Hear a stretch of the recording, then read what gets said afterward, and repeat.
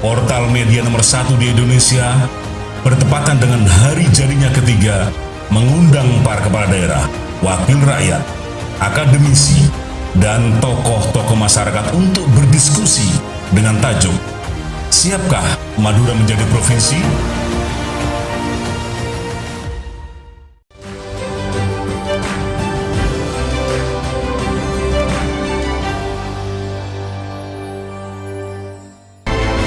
Ketua DPRD Jawa Timur, Kusnadi. Assalamualaikum warahmatullahi wabarakatuh. Waalaikumsalam, Pak. Puji syukur kehadirat Allah Subhanahu wa taala, hari ini kita bertemu dengan para tokoh-tokoh Madura untuk mendiskusikan sesuatu yang berhubungan dengan banyak wacana yang sudah dikembangkan bukan 10 tahun ini aja Pak Wedi, tapi Ya, ini betul. sudah 20 tahun yang lalu sudah awal Iya, reformasi ini Pak Wedi ya. Semoga nanti akan ada manfaat bagi kita semua. Selawat dan salam melalui Rasulullah SAW. Semoga syafaat beliau nanti akan kita peroleh di Presiden Syamah nanti. Pertama saya menyampaikan selamat hari ulang tahun yang ketiga untuk Tribun Madura. Semoga Tribun Madura terus menjadi media yang akan menembus relung-relung wilayah-wilayah di semua wilayah di Indonesia ini dan memberikan suatu informasi manfaat yang besar bagi kita semua. Amin. Yang saya hormati Pak Emil, Pak Wakil Gubernur, Bapak Bupati Bangkalan, Bapak Bupati Sampang, Bapak Bupati Pamekasan, Bapak Bupati Sumeneb, dan yang saya muliakan Bapak Rektor Universitas Trunojoyo Madura, para sivitas akademika juga yang hadir pada kesempatan yang berbahagia ini, dan yang saya muliakan Bapak Ahmad Azizeni, satu di antara tokoh Madura yang selalu memberikan masukan wawasan kepada kita semua. Pak Pebi, ya. Tadi secara statistik, kemudian program-program dan rencana atau strategi pembangunan Madura itu sudah disampaikan betul oleh Pak Wagub, dan ini juga berhubungan dengan Perpres nomor 80 tahun 2019 tahun 2020 yang kemudian pernah saya bersama dengan Bu Gubernur juga sudah melunchingnya itu kemana-mana, bahkan juga sampai kepada Pak Wapres, bahkan juga sampai sudah ke pusat sana. Cuman kemudian tidak bisa kita tindak lanjuti, belum bisa kita tindak lanjuti karena memang waktu itu kita terus kemudian menghadapi COVID-19 yang luar biasa seperti ini. Nah, memang di dalam Perpres itu ada prioritas pembangunan dari Presiden Jokowi bahwa Madura satu di antara wilayah yang mendapatkan prioritas pembangunan yang tadi sudah disampaikan dengan baik sekali oleh Pak Wagub. Nah, saya lalu apa fungsi saya? Ya, fungsi saya sebagai DPRD yaitu satu di antaranya itu ya fungsi regulasi. Nah, dalam konteks inilah kemudian saya akan membicarakan itu, tidak membicarakan tentang hal-hal yang bersifat statistik, hal-hal yang bersifat perencanaan, walaupun program-program dan rencana-rencana itu kita bahas secara bersama-sama, termasuk untuk pembangunan Madura yang memang pada waktu kita membuat rencana pembangunan Madura itu kita diskusikan begitu panjang, dan itu juga mencakup dari visi dan misi dari gubernur terpilih pada waktu itu Bu Kofifa Indar Parawansa dan wagubnya Pak Emil. Nah, memang Pak Pebi tentang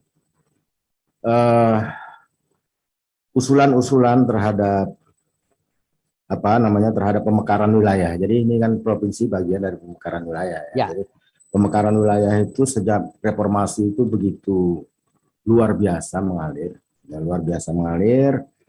Nah, sehingga kemudian mulai tahun 2020 pemerintah bersama-sama dengan DPR itu melakukan moratorium terhadap usulan pemekaran wilayah. Ya. Dalam jangka waktu 2010 sampai tahun 2020 sekarang ini juga, ya tahun 2021 ini, sebenarnya sudah begitu banyak juga usulan terhadap pemekaran wilayah. yang masuk ke pemerintah pusat, baik itu ke DPR maupun melalui pemerintahan dalam negeri.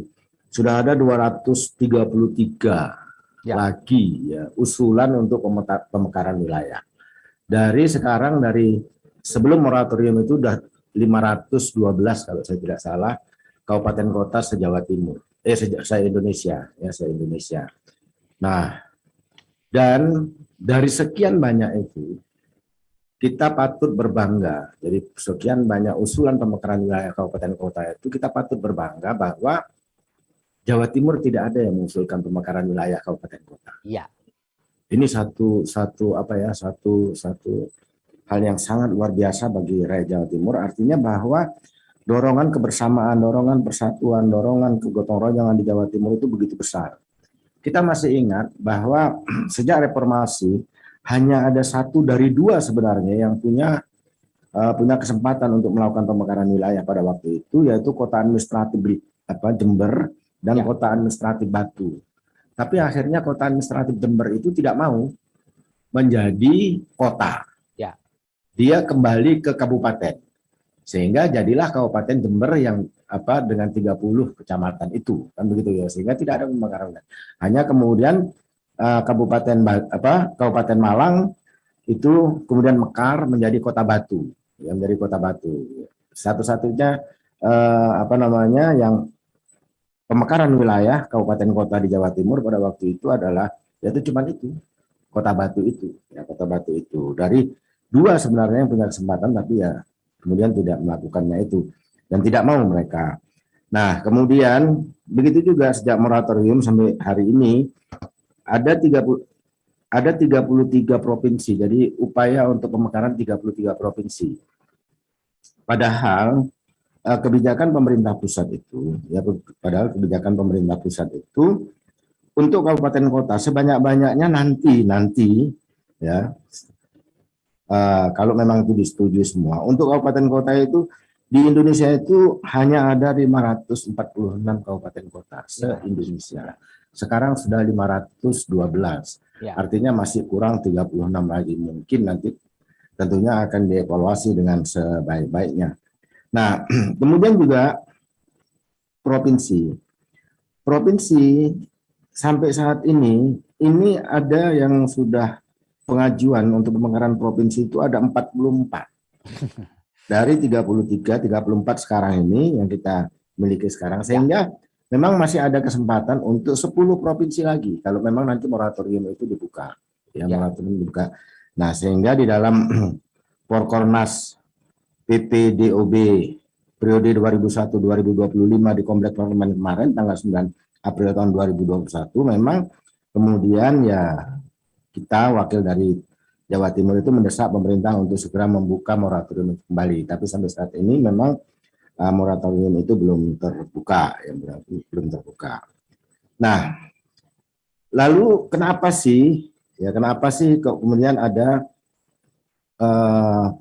begitu banyaknya usulan-usulan pemekaran wilayah? Ya. Nah, apa yang disampaikan oleh Bank Dunia ya di dalam hasil studinya itu ada 4 faktor. Kenapa kok kemudian banyak wilayah-wilayah di Indonesia ini setelah reformasi kemudian mengajukan upaya untuk melakukan pemekaran terhadap wilayahnya.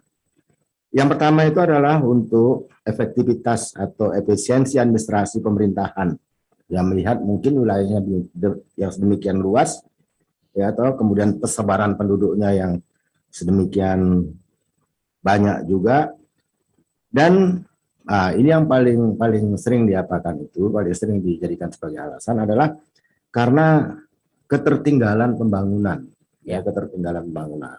Nah, ini memang hasil kajian dari Bank Dunia mengapa kemudian di Indonesia itu begitu banyak setelah reformasi usulan untuk pemekaran wilayah. Kemudian yang kedua, jadi alasan yang kedua itu adalah karena memang pemerintah pusat itu memberikan kemanjaan fiskal kepada kita. Kemanjaan fiskal kepada kita, yaitu apa?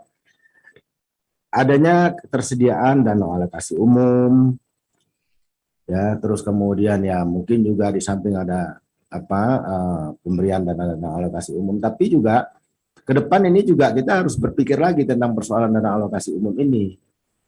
Karena kemudian kalau terus kemudian undang-undang tentang perimbangan keuangan daerah ini diberlakukan, wah ini kita juga bisa morat-marit ini. Ya, jadi kalau undang-undang perimbangan keuangan daerah yang baru ini, yang sekarang ini sedang disosialisasikan itu dijalankan, wah ini susah kita ya nanti juga. Nanti dana alokasi umum kita itu akan dibatasi penggunaannya. Kalau kemarin itu adalah hanya untuk belanja pegawai, ini tidak boleh lagi seperti itu. Ya, tidak boleh lagi seperti itu. Ini beberapa daerah juga sudah mulai mengeluh ya tentang persoalan DAU ini, persoalan DAU ini. Nah, begitu juga bahwa kemudian sudah di dalam keuangan daerah itu, undang-undang tentang keuangan daerah itu sudah dispesifikasikan. Jadi sumber-sumber pendapatan asli daerah. Jadi seperti kami di Provinsi Jawa Timur, sumber-sumber pendapatan asli daerah itu memang banyak macamnya, banyak ragamnya tentang bagi hasil utamanya. Tapi yang paling utama sumber pendapatan asli daerah kami itu adalah BPNKB dan PKB. Jadi BPNKB dan PKB. Jadi pajak kendaraan motor dan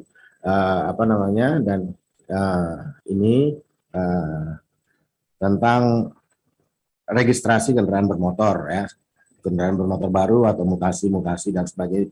Tapi itu pun juga kemudian kita bagi hasilkan, kita distribusikan kepada kabupaten kota yang ada di Provinsi Jawa Timur dengan persentase yang tentunya berimbang begitulah. Kemudian ya ini mohon maaf tadi kalau pada awal pertama disampaikan begitu banyak sumber daya alam yang ada di Madura, bahwa terus kemudian sumber daya minyak, sumber daya yang lain-lain lah, begitu juga.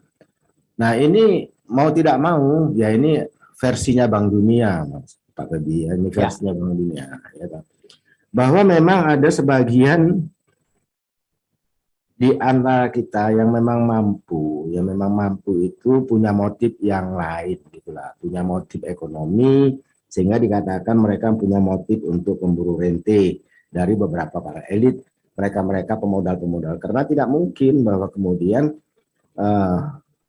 upaya untuk memanfaatkan sumber daya alam itu bisa dilakukan oleh masyarakat secara luas gitulah. Nah itulah Pak Bebi. Terus kemudian bagaimana dengan Madura? Haruskah Madura pisah dari Provinsi Jawa Timur kan begitu.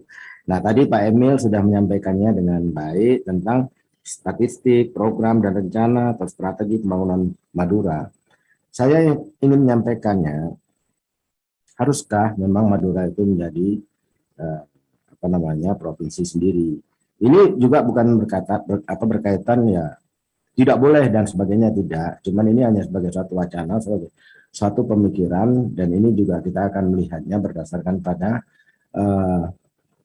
perkembangan yang akan datang dari wacana-wacana yang akan datang, dan itu kalau memang merupakan satu kehendak dari masyarakat juga ya tentunya dengan banyak pertimbangan.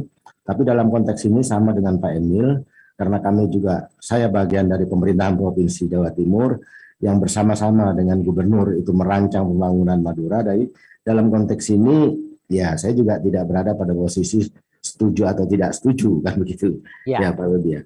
Nah kalau kita melihatnya secara filosofis Pak Bebi, Madura ini tidak bisa dilepaskan dari Jawa Timur. Ya. Bahwa kita punya fondasi negara bangsa itu adalah Mojopahit.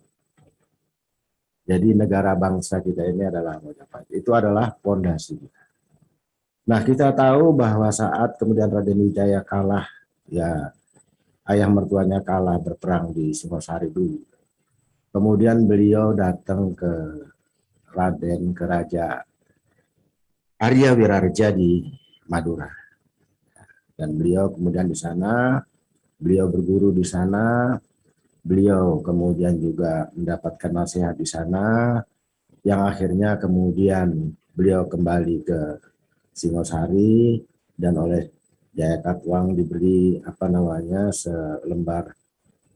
sewilayah daerah ya, sewilayah tanah untuk dibangun, dan begitulah berkembanglah Mojopahit, yang kemudian Mojopahit berkembang menjadi negara bangsa. Jadi pembangunan di Jawa Timur ini sebenarnya tidak bisa dilepaskan dari Madura. Ya, kalau terus kemudian Madura saat-saat sekarang ini mengalami satu kondisi yang agak, saya tidak katakan tertinggal, agak tertinggal dari wilayah-wilayah yang lain ya. Ini karena memang ada faktor-faktor yang bersifat political will. Saya pikir kami saat ini di pemerintahan Provinsi Jawa Timur itu sudah lebih punya political will kepada pembangunan Madura ke depan ya. Tapi ya itulah secara filosofis bahwa